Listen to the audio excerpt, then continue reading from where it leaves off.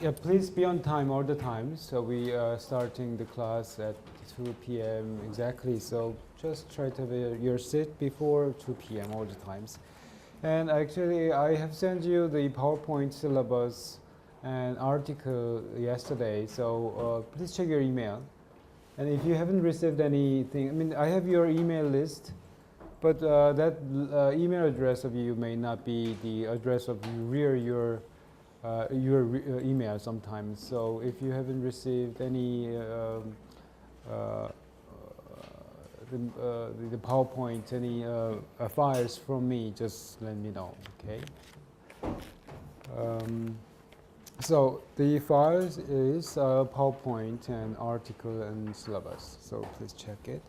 So we have been quite long, like Thanksgiving vacation. So I feel like it is. I have a kind of a another break, which is good, but not really good sometimes. You just break your normal life, right? So probably you may forget what we have discussed previously a week before. So we just talked about like very first chapter of the management and business. I think which also in our first chapters. It is about what is management, what is manager, what exactly a manager's do job. So we actually finished that kind of a very fundamental concept first. And then we are going to talk about what types of cooperation company actually you can have, right? When we say company, company doesn't, it's not really the same. There are a lot many different types of company actually. So if you are, say, the entrepreneur or thinking about business, you have to have an idea of what kind of company you have to set up, right? So types of company we are going to discuss probably today or later part of today or on Thursday. Like first chapter here, the some of the challenges of manager. Actually, these are, I just keep showing this slide because this is truly the most important part sometimes if you try to do the study on business. A lot of business research studies, investigations are on topics about this one, how to manage, build competitive advantage, how to better manage diversity in your workplace, how you are able to manage better globalization, how to better manipulating the information technology and satisfying the ethical standard and so on. So at the end also, what is really the good manager? What is, in that sense, what is entrepreneurs versus just managers? So this day, people, company, shareholders, stakeholders does not expect a typical, ordinary manager. They expect you to be the entrepreneur. So in that sense, what is the entrepreneur? So it is kind of a manager, but slightly different from the manager that we have discussed so far. So try to differentiate that entrepreneur and manager. So first, the competitive advantage.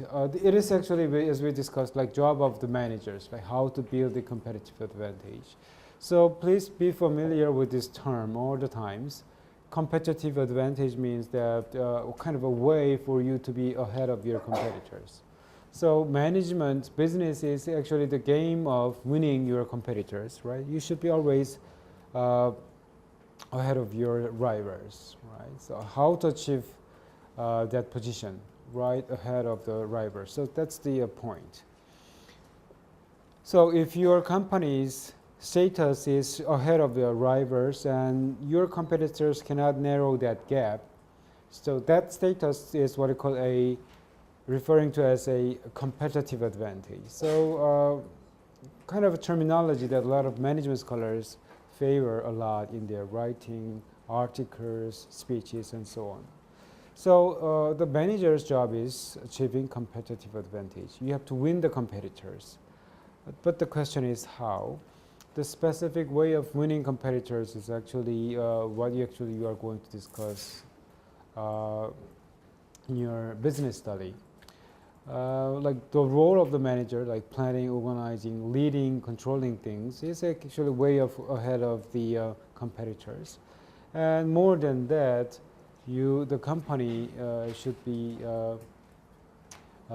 achieving kind of a leading edge in cost leadership sometimes, and also should be leading at differentiation over your competitors. Um, so the challenge one all the times very difficult to achieve this one. How manager can achieve the competitive advantage is case by case. Every company, every business are under different conditions. So you have to understand the business condition, your environment first to identify the secret of the competitive advantage. So as we discussed, like strategic management, for instance, are specially designed to study this competitive advantage, way of competitive advantage. And yeah, we talked about like this one. The importance of the manager's job this day is that the manager should, at this day, very good at managing the diversity of the workplaces. Like if you just visit headquarters in Korea, and as we discussed, like headquarters of many Korean global firms in Seoul. So if you see the office there, visit the office, I'm pretty sure that you see a whole lot different environments. A lot of people from all other countries. You hardly listen any Koreans there.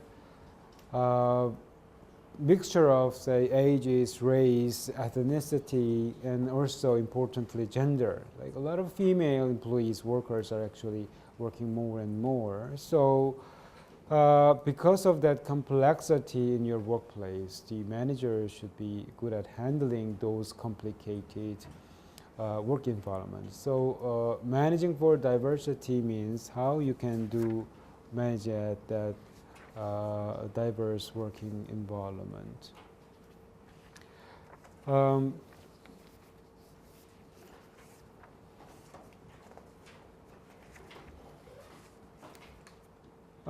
When you say managing for diversity, what exactly it means? If you are, say, some days in the future, I believe that you should certainly face this kind of problems. Right? How you are actually, as a manager, handle this kind of diversity in your workplace. Having a mixture of different gender, age, race, and ethnicity. I think a lot of solutions you can think about or suggested by many experts, but the solution to that managing diversity comes down to you like fair treatment all the times, without any prejudice or bias or your personal judgment. I think fair treatment is actually at the end is certainly the way for you to managing successfully that diversity. And another issue is how can you manage successfully the globalization? I think we talked about 6 challenges here, but I truly believe that the challenge number 3, managing the globalization, is really the urgent mission or task to many managers. What is globalization, and how, if you say the manager, top manager, or even mid or lower manager, you have to conceptualize the meaning of the globalization correctly first, and you have to clarify the action item for the globalization. Otherwise, your company cannot really be achieving the competitive advantage. So, what is globalization? We just talked about the case of Samsung Electronics in Hungary. Classic, very successful example of good globalization. So, when you say globalization, simply means that, if you define the meaning of globalization, that means your presence not only limited in 1 or 2 countries, but more than 3 or more countries. So simply globalization literally meaning that your business presence are more than 3 countries. But if you are managing in many different places, what would be the problem?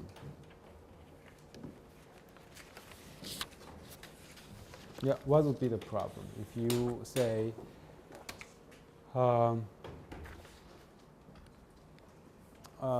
managing firms operating in, say, more than 100 plus countries? That is the difficulty, that is the global, that is actually the challenge for you. How can you manage that many different business units in many different countries? What would be the problem mostly? That's why this day a lot of firms try to find or hire people who has a great potentiality in good managing the globalization. So as you see here, challenge for globalization management means that first, you should be very good at understand cultural differences. That's basically the point here. Like case in Samsung Electronics in Hungary, as we discussed, the firm there is not really the Korean firm. It is Hungarian firms, right? HR system, strategy, operations are totally in Hungarian way. It is very difficult, however. Simply the problem is that anyway, the top management in Samsung Hungary will be Koreans. However, not having like cultural knowledge of Hungary, the top management in that country cannot successfully manage Samsung Electronics in Hungary. So that means first, your challenge would be, challenge to overcome here is you have to understand the cultural difference and put the cultural differences to your original product made in a home country. So that's certainly the challenge that you have to solve. And if you do good at that part, certainly you can say that you are really successfully managing globalization. Like as we discussed, GE is truly the #1 companies in doing very good at global management here. So do you know what GE means? General Electronics, right? What does the company do anyway?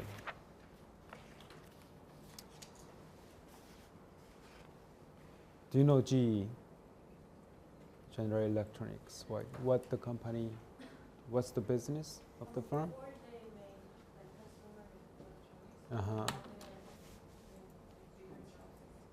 Where? A lot, right? Healthcare and engine. And if you probably heard the news that the Korean government planned to develop Korean fighting airplane soon, right? So based on 100% Korean technology, right? So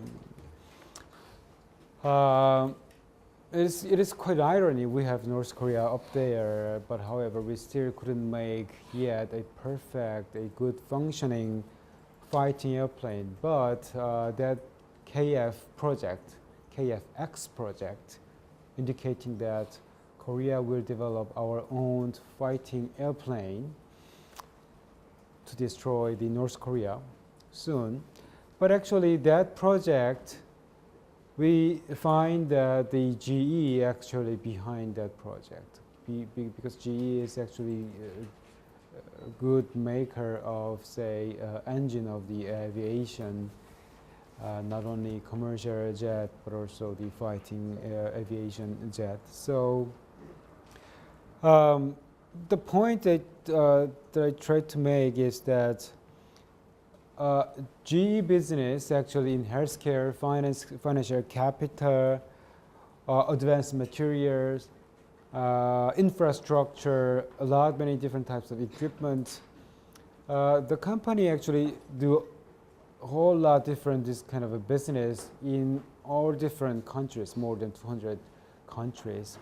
But the way the firm do this business is that first, the company try to identify what are the nation's competitive advantage. Each nation certainly does have the nation's own competitive advantage, right? Countries are not equal, right? Some country has some strengths in some certain area, like Africa, for instance.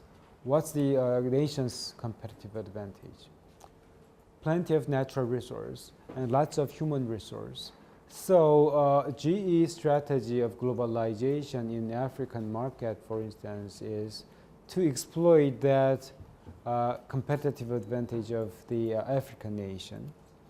Like Nigeria, for instance, huge demand in infrastructure and energy development. So in entering Nigeria, GE only do the business in energy and infrastructure building at the Nigeria, not really healthcare or not really home appliances, any other things. Just find what are the strengths of the particular country, what the country need the most, and then enter the country there and do a lot of collaboration with the local government and specialize in association with that local government and then advance further and so on. So in Saudi Arabia, for instance, huge demand in female workers, and especially the Saudi Arabia consume a lot more hygiene and healthcare these days. So that's why the GE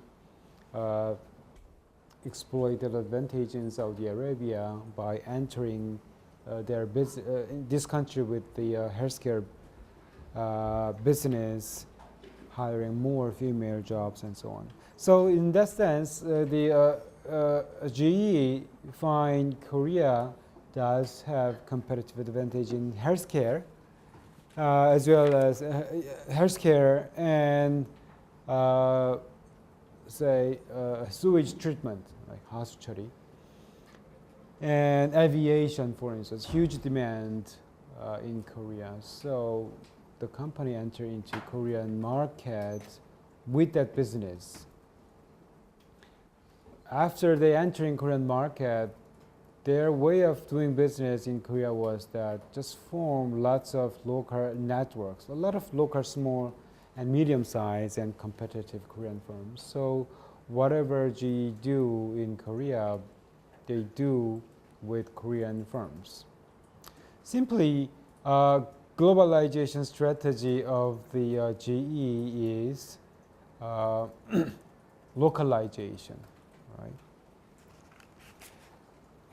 Using knowledge, expert, culture of that particular country, and add up their own competitive strengths and technology advantage with that local condition and create a unique product and service for that specific target market. So managing for globalization is actually your solution to solve the dilemma of the global-local dilemma, global-local dilemma, right? All countries does have different consumer preferences, different countries' market conditions, but you have to sell sometimes your, say, identified products, which may not be really favored by that local countries. So how can you sell your standardized product to that local countries? Modify your product, your standardized product, to the need of the local countries. So in international business is actually cover lots of topics, but most important topics in international business study is that how can you balancing yourself in your globalization and localization. So when you say globalization means that you do international business in your own way that is done in home country, right? So that is what I call globalization. While localization means that you do your business in locally different way. So localization sounds great, however, practicing the localization strategy would be very expensive sometimes. Undertake lots of cost, right? You just cannot do the business 200 different ways in 200 different countries. Right? So localization is important, but sometimes not really efficient doing business in 200 different ways in 200 different countries. So that's why the balancing your globalized standardization versus your localization, how to do that. So that's the point here. It could be challenging to you, but also may give you the huge competitive advantage to the once you overcome that global challenge. So like localization is very, say, your globalization in localized way is nowadays very typical global firms practice. Just look at the like McDonald's, for instance. I don't know how many of you visit McDonald's that often this day, but it is first often open. I mean, as I probably mentioned before, in 1988, the first shop opened in Apgujeongdong. Right? So at the time, yeah, somebody here may laugh at that, but it was a huge media event at the time. So right before Korean Olympic game, the first McDonald's shop opened in Apgujeongdong. So I imagine, I can clearly remember what happened on that day. Huge, I mean, what, I just forgot the name of the Shake Shack burger? Shake Shack. Yeah, probably your sons and daughter may laugh at what happened when the first shop of, what? What? Shake Shack? I never taste that burger, Shake Shack, right? Long queue, and still many people haven't tasted of that hamburger. Exactly the same thing happened when McDonald's first opened 30 years ago. So the point was that at the time, the decoration, I remember the decoration, the menu, way of serving, totally American style. So I think their slogan was that just taste American. So that was, I think, the slogan at the time when the shop first opened. But what about now? If you visit McDonald's, you just see whole different menus, right? So much more Koreanized menus, right? So that's kind of a localization of McDonald's, right? They still selling some of the fundamental McDonald's, but slightly modified to the local need in Korea. So it sounds pretty much easier than to be done actually. Localize your business when you are pursuing the globalization. But again, it is pretty much expensive when you're actually undertaking it, right? And also the problem would be like quality control, for instance. So, yeah, I think chapter 3 or 4, we can probably may discuss further on the globalization challenge and why balancing globalization and localization is very difficult all the times to global firms. So that's anyway some of the major challenge of the global firms and especially the manager.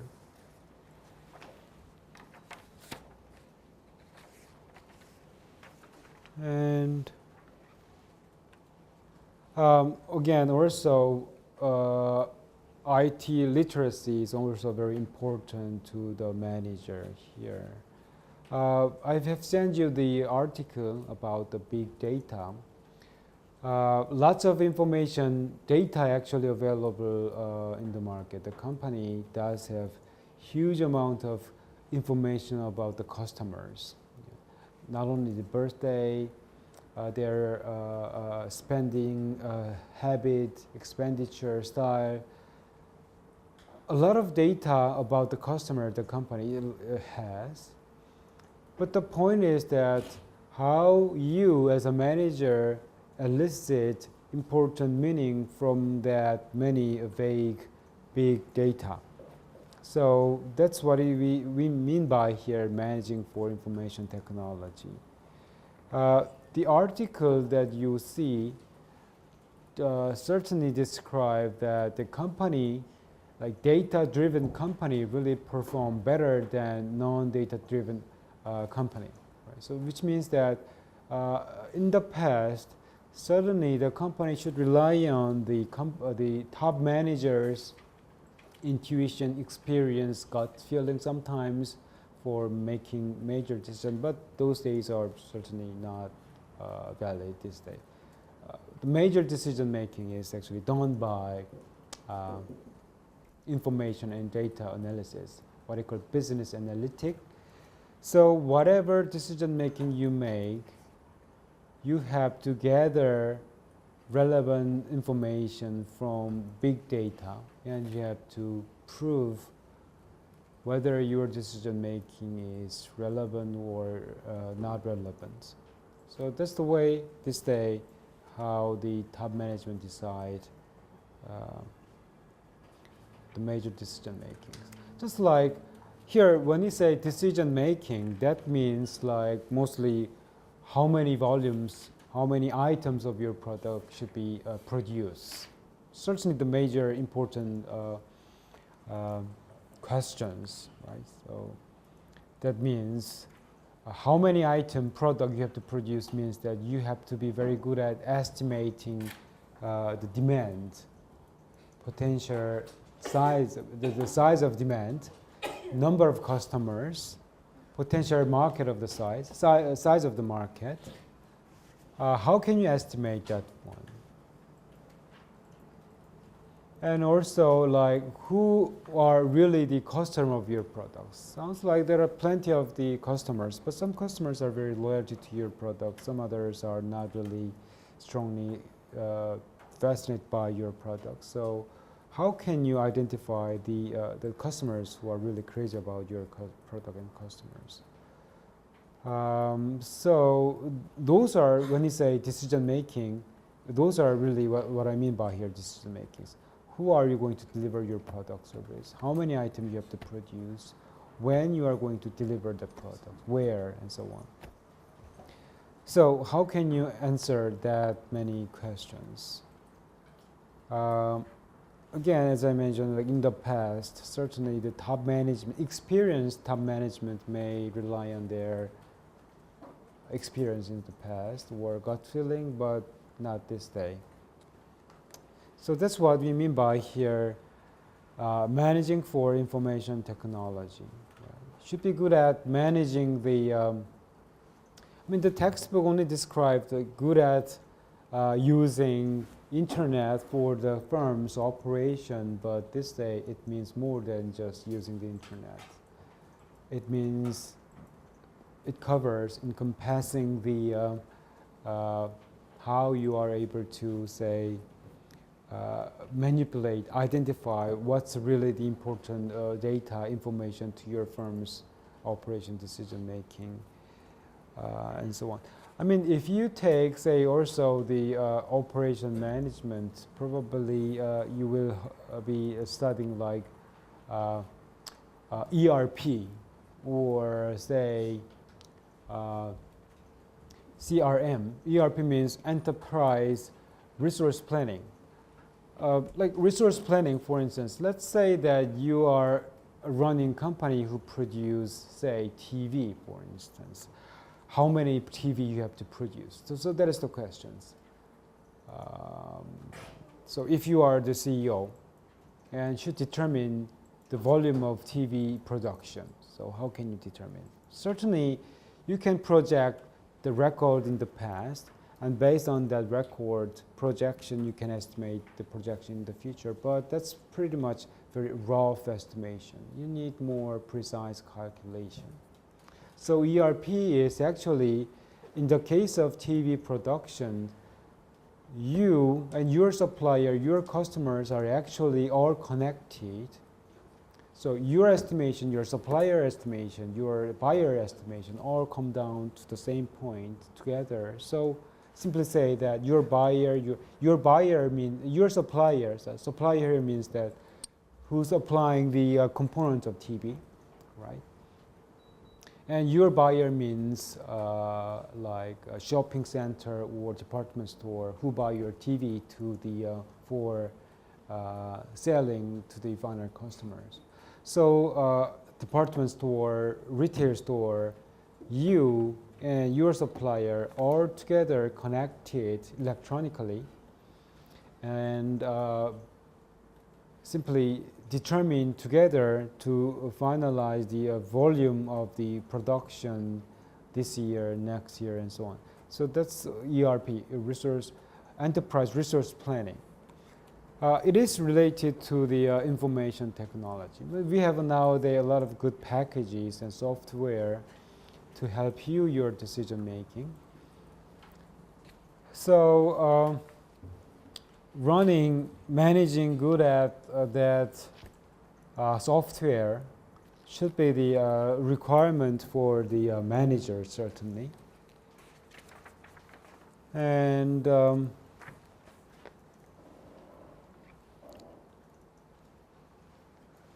so your knowledgeability in, say, software, and you're knowledgeable in e-commerce. E-commerce simply means that like your business transaction is actually done through the internet. So not really physical transactions are required. Like communication, transmitting items sometimes can be done not by individual people, but electronically. So if you are wise enough to that technology, certainly it maybe give you the competitive edge. So you have to, so it is actually the manager, so it's manager's job to be really knowledgeable in that IT use, data manipulation, and information-driven decision making.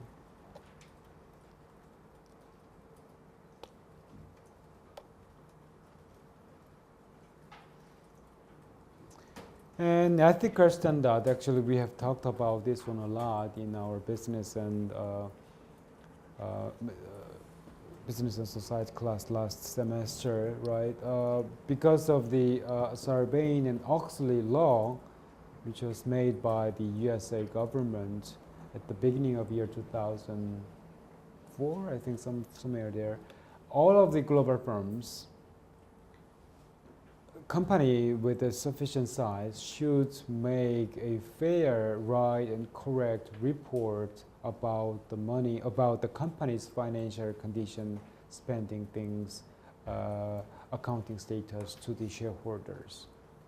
You should not lie about that kind of a financial data to the shareholders, stakeholders.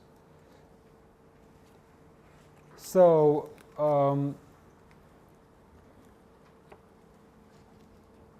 meeting the ethical standard now become the additional obligation to the managers.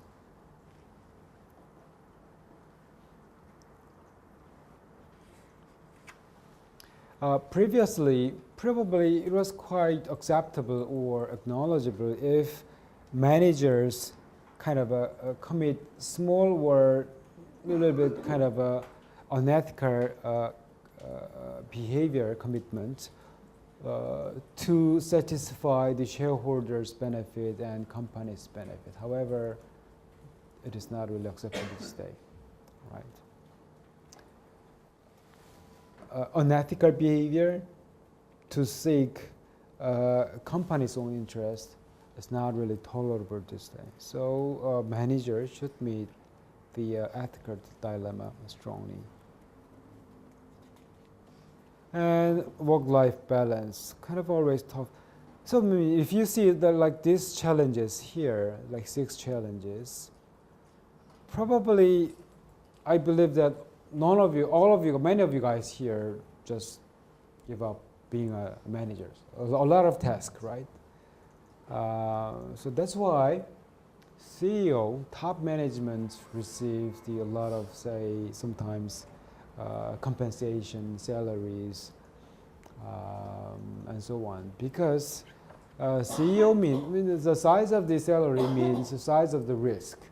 Right? So if you maintained that position or that tenure for quite lengthy period, that means that managers were quite good at managing all this kind of challenges. So pretty tough challenges, especially these are, along with the ethical standards, the number 6 challenges are also very emerging new challenges for managers. You have to manage people to let them have some kind of happiness by providing them with work-life balance. Right? Unhappy people in the workplace certainly cannot really contributing to the companies, right? So that's why I've told you, like a lot of Korean companies this day allow employees like payment vacation. So even you are in vacation, still you receive like payments, fundamental payments. Also, the pregnancy absence is also possible, sometimes encouraged by many Korean firms this day. It's kind of a part of the company's work-life balance strategies. It is the job of the manager. So we've been talking about this one.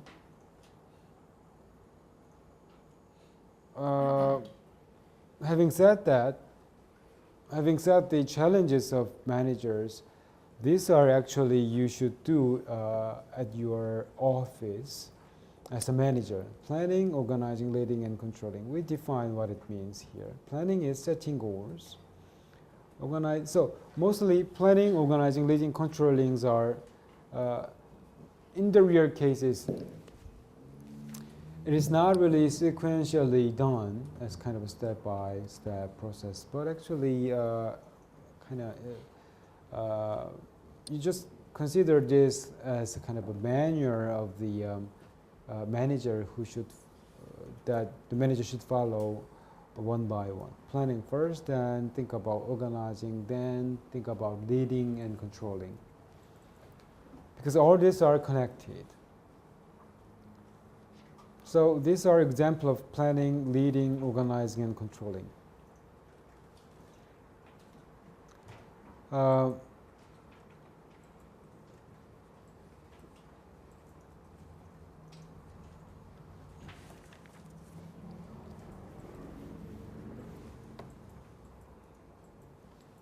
But let me tell you, before the managers specifying their planning, leading, organizing, and controlling, they always think about the mission statement of the firms. Right? So the main philosophy of the companies, what I call mission statement. So all of the planning, leading, organizing, controllings are designed based on that mission statement.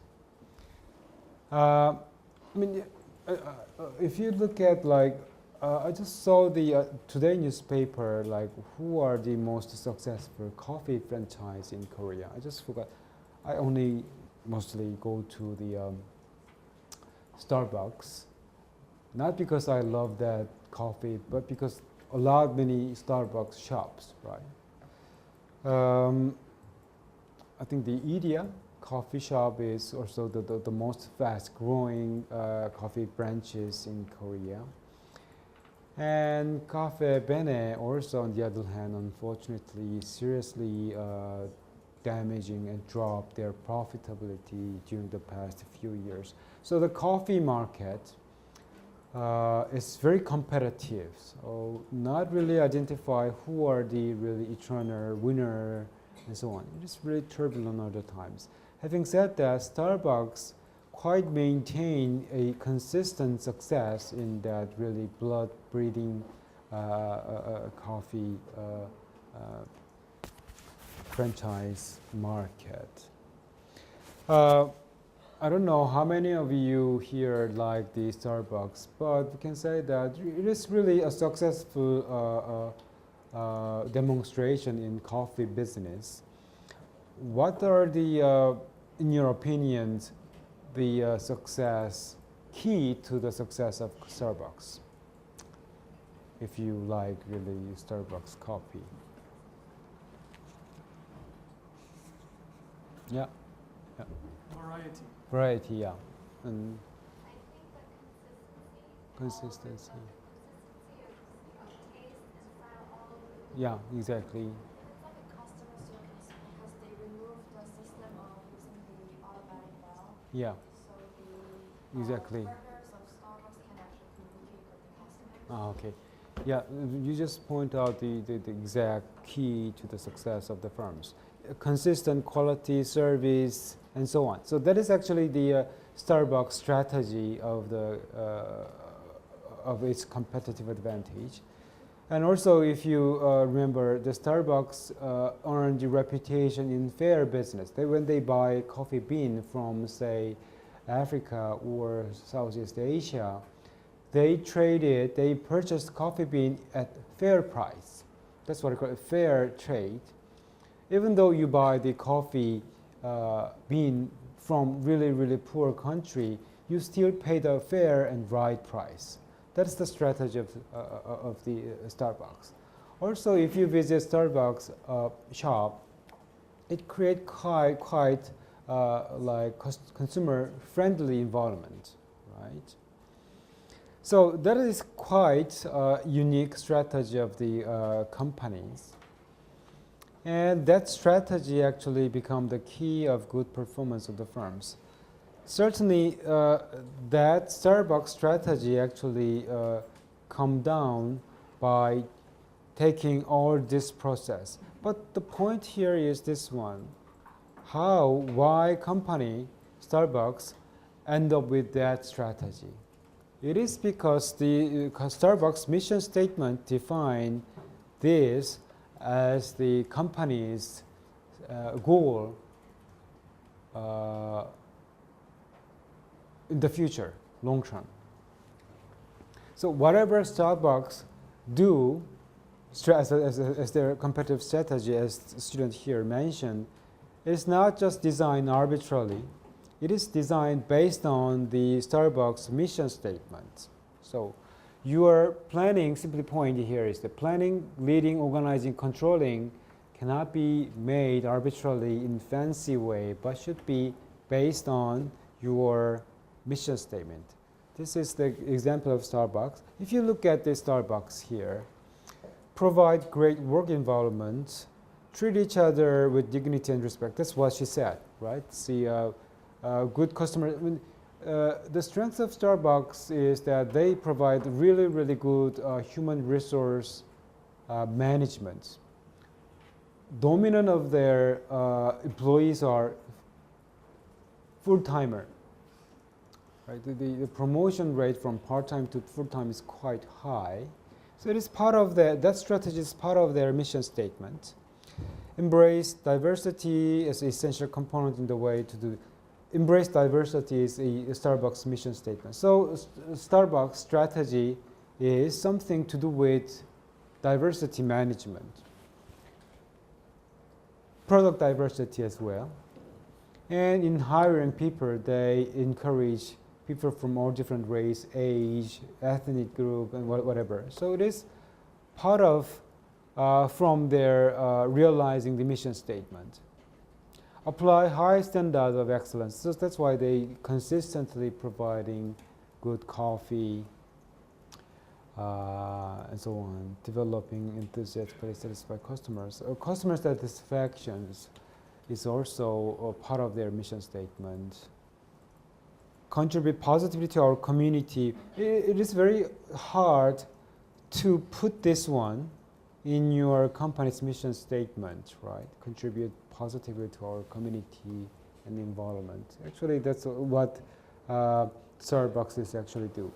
In Starbucks Korea, for instance, they do a lot of like collaboration with Korean, say, suppliers, local companies, and so on. It's part of the mission statement here. And profit at the end is also important. So just if you just try to understand a company that you never know, just why don't you just look at the company's organization chart?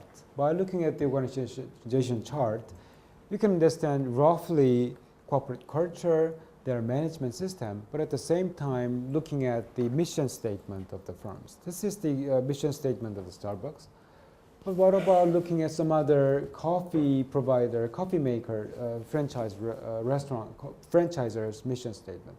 Cafe Bene or Idea or what? A lot. Tom and Tom's. Tom and Tom's, right? What is Tom and Jerry then? That's the cartoon, right? Yeah. Tom and Tom's. A lot, right? Just looking at those coffee franchisors' mission statement, we just try to compare how those mission statements are different. Right? And if you see the different, you can see the different competitive strategy of the firms. So if you are the, some days, many of you here may be the founder of your own business, the first job, important job as well, is how can you define your mission statement for your business? Your planning, your organizing, leading, controlling are all depend on your mission statement. These are classic, kind of a very typical hierarchy of managers. When you say manager, there are 3 or 4 more types of managers, like top managers, mid managers, first line managers, and actually there are operators, or what you call a technical core at the bottom. So, so top management, top managements are indicating like CEO, vice president, and corporate head. And mid managers are somebody who here a general manager, administrator, and also department manager, and so on. So mostly, if you see receive a name card and the title shows like this kind of a title, then it indicates a mid manager. And first line manager is the manager at lower hierarchy, manager at the bottom.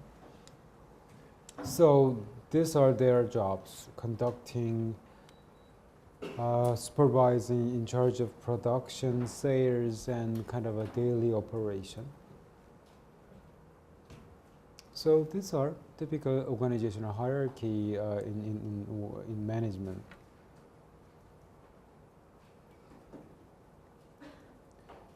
So as you see, the top managers are actually making long-term decision making, policy, mission statements, objective, and so on. And mid-level managers are actually who are specifying more of what top managers have made for the long-term decisions.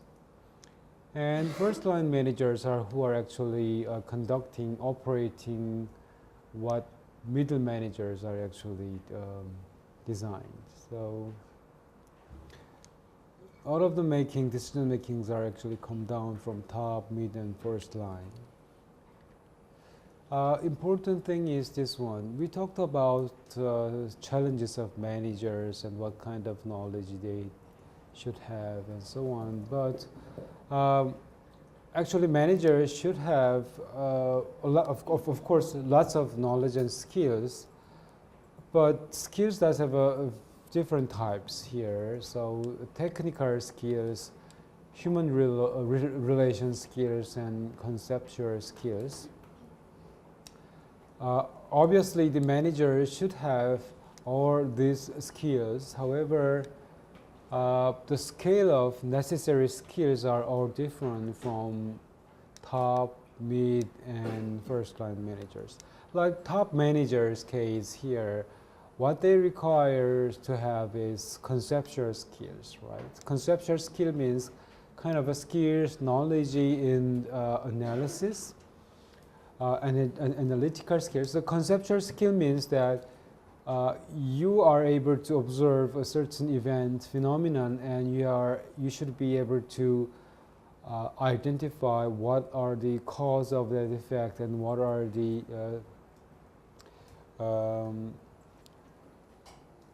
you should identify causal relationship for a particular event or phenomenon. So that's what I call conceptual skills. So for top managers case, rather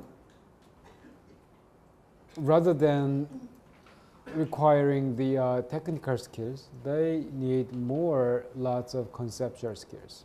Should understand why that particular phenomenon happens, what are the reasons, and how to solve that particular issues from under a particular situation.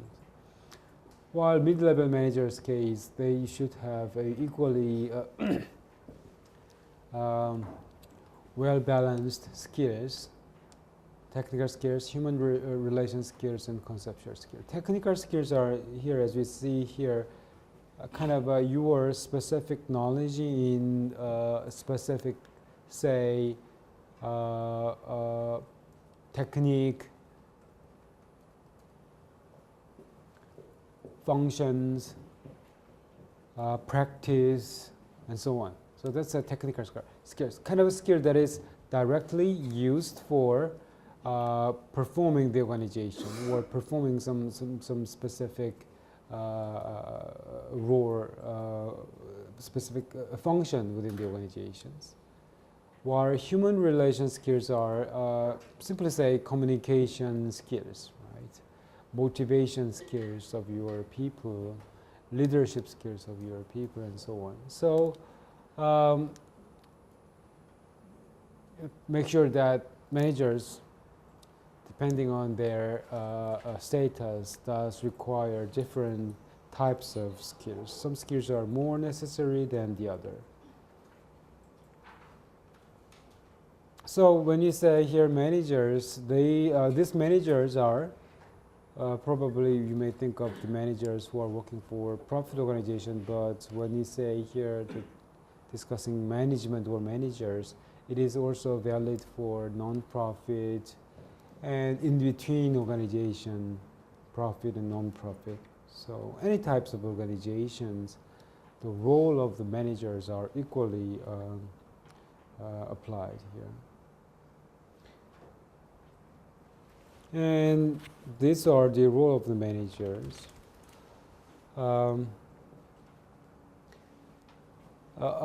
Interpersonal roles, like you should be the leader for your team, and you should be able to collecting information and then disseminate to others. So that's what we call informational roles, and you have to sometimes represent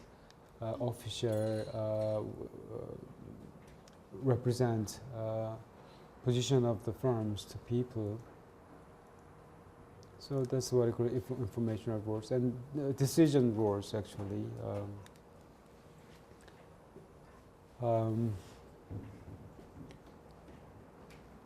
Decide something on the company's operation, problem solving, and so on.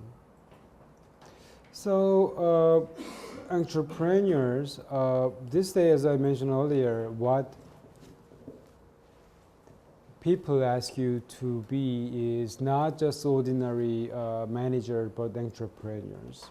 So probably there are a lot of say entrepreneurs, but I think this guy is probably classic, very representative example of the entrepreneur.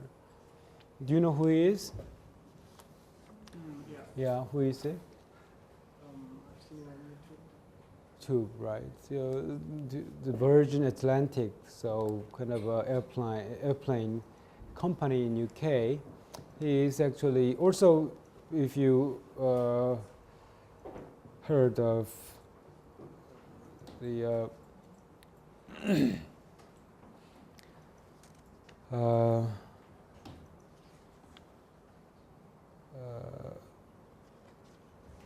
Virgin Record. I mean, if you visit like London, for instance, you can see huge record shop at the center of, say, the Trafalgar Square. I think he actually set up the music record company, Virgin Record, and become the millionaire. So he made a lot of money by establishing entering into the music business and made a lot of fortune and diversified into other business like travel, airplane, property, and so on. So he is entrepreneurs. I mean, he is really successful, rich man. But we call him entrepreneurs because his path, his life, pretty much representing this kind of behavior here. So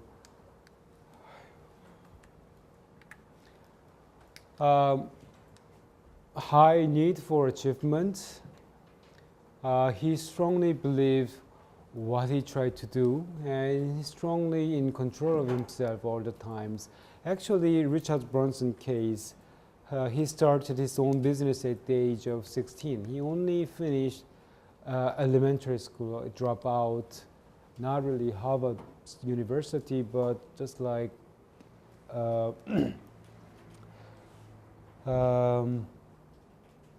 high school dropout student, person. And he quite started his own business at the age of 16 by opening up record shop. And he actually, of course, his business was not that really easy, of course. However, unlike when you actually do your business, that means you are the managers. But his way of managing his new business was pretty much representing this kind of characteristics. I will do whatever I wish to do. So he has a very strong desire for achievement. He's strongly in control of himself. He's very energetic. He recently started a new business, which is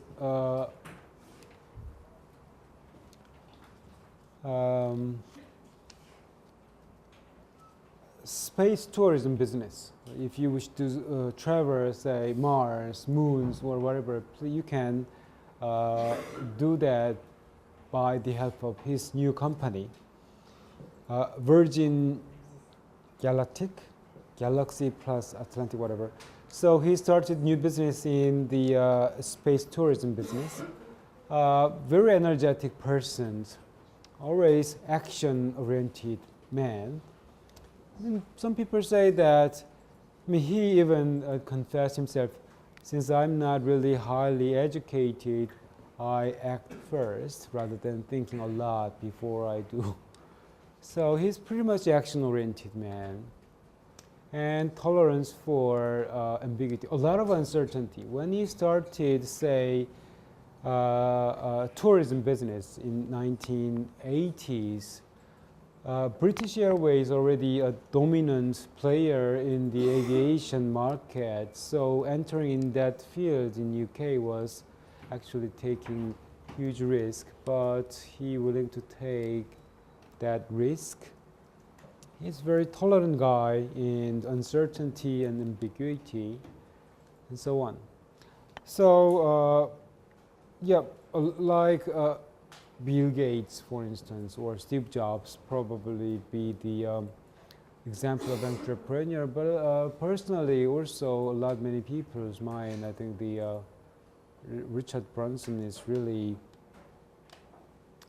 example of entrepreneurs who does have this kind of nature, right? So that's how entrepreneurs or managers are simply different. Simply having these skills, this role is not enough. Right? If you really jump up to hire more better manager, you should think about being the person like this one. So rather than calling yourself a manager, but better to call yourself a entrepreneur. So that's what business field want this day.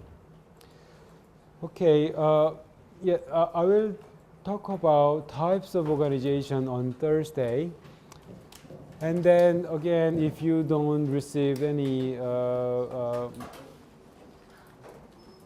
files from me, please contact me. Right. Thank you.